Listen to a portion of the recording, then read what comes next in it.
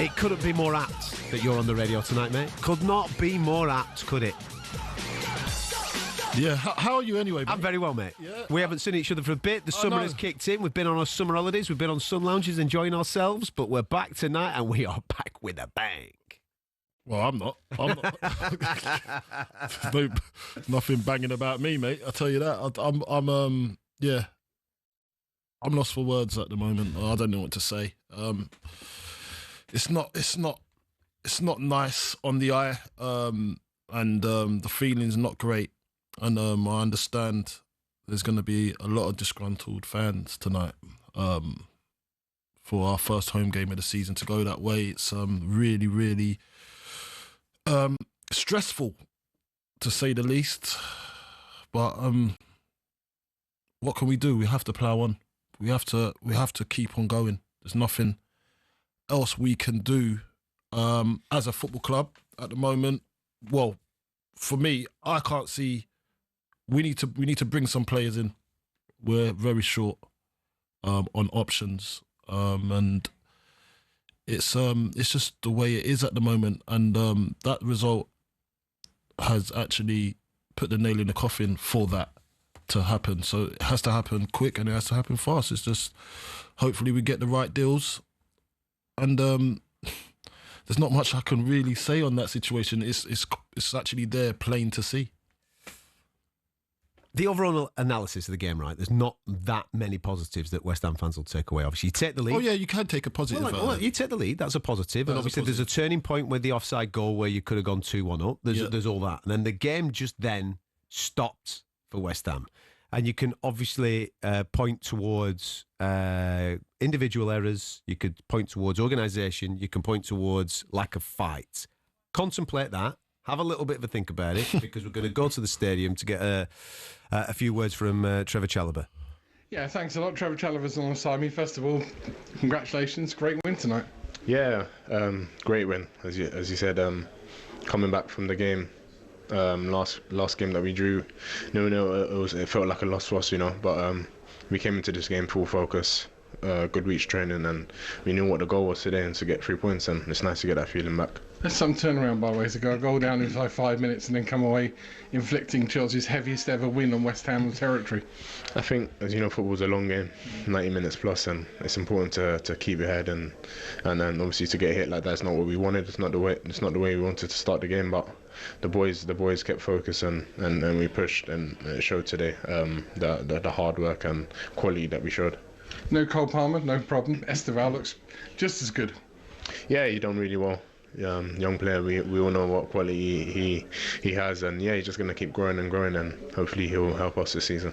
How much confidence has winning in America and becoming champions of the world given you?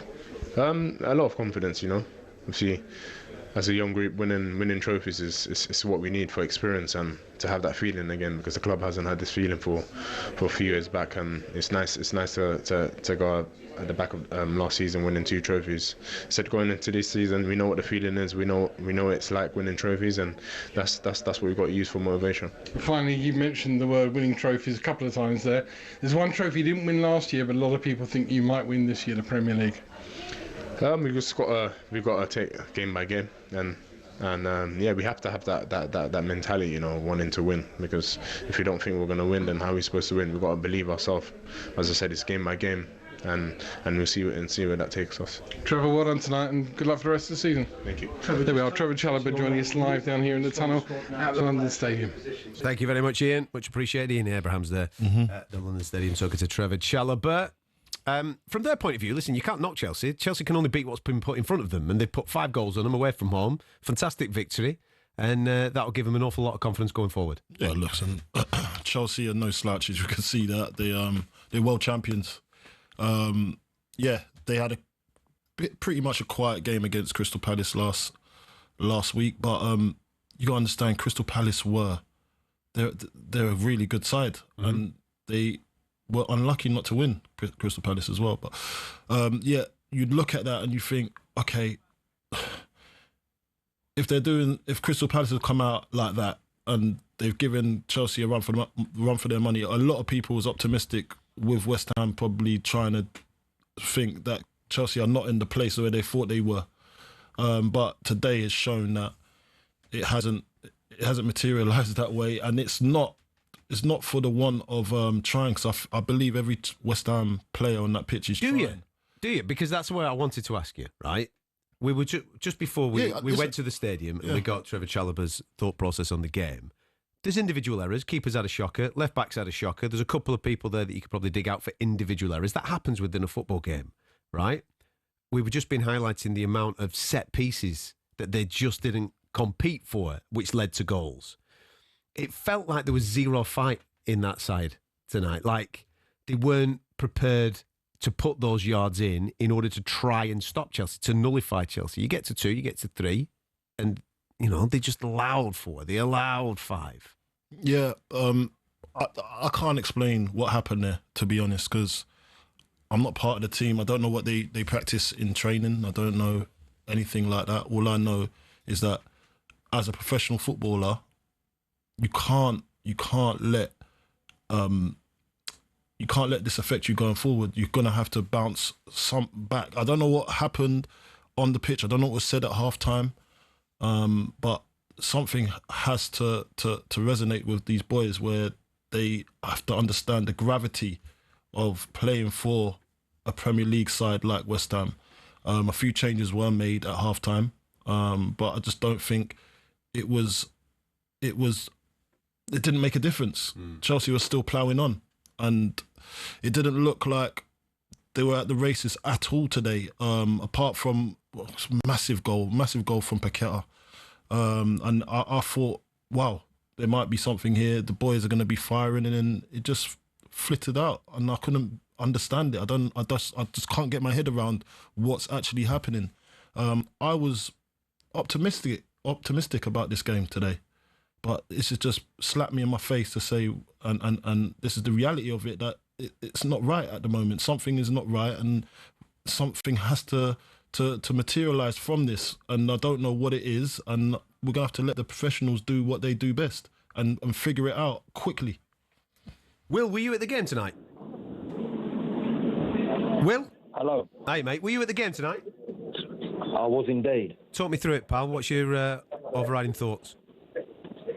To be honest with you, it was absolutely gutting.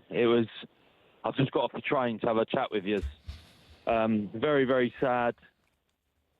Midfield was atrocious.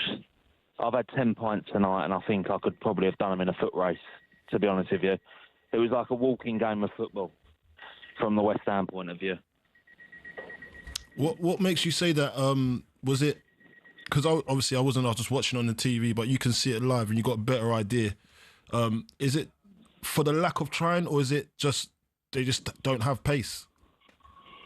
To be honest with you, Carlton, it was the best game of football I've seen for a long while for the first 8 minutes. And after that, I was ready to go and put Emmerdale on, to be honest with you. I was done. We scored, we went 1-0 up, and then everyone was buzzing, glad to be back, and then it was like the team just absolutely changed for the worse. And you was in the stadium. You was in the stadium. Did you feel the energy? What was it? Was it? Oh, it was great. It was great. It was fantastic. Because the fans were on it, weren't they? The fans were great. I think everyone turned up. They thought. I mean, I didn't look too much into the Sunderland result. I thought it was always going to be a hard fixture going there. They're all buzzing. They're going to be on top form. Chelsea, we usually got a good track record against them. So I thought, here we go, could do a bit. Scored 1-0, great goal, quite fantastic. And then you sit off 10 yards, 15 yards, and you let them play football, and they absolutely spanked us. You see it coming from a mile off. You'd almost rather us not go 1-0 up to stay in the game. How mad's that? To say you'd rather not go 1-0 up, you'd rather stay at 0-0 to stay in the game. I said the same thing. Sometimes that does happen, you know. The Sports Bar with Jamie O'Hara and Jason Cundy. Monday to Thursday nights from 10 on AM, on DAB, via the talkSPORT app and on your smart speaker. talkSPORT.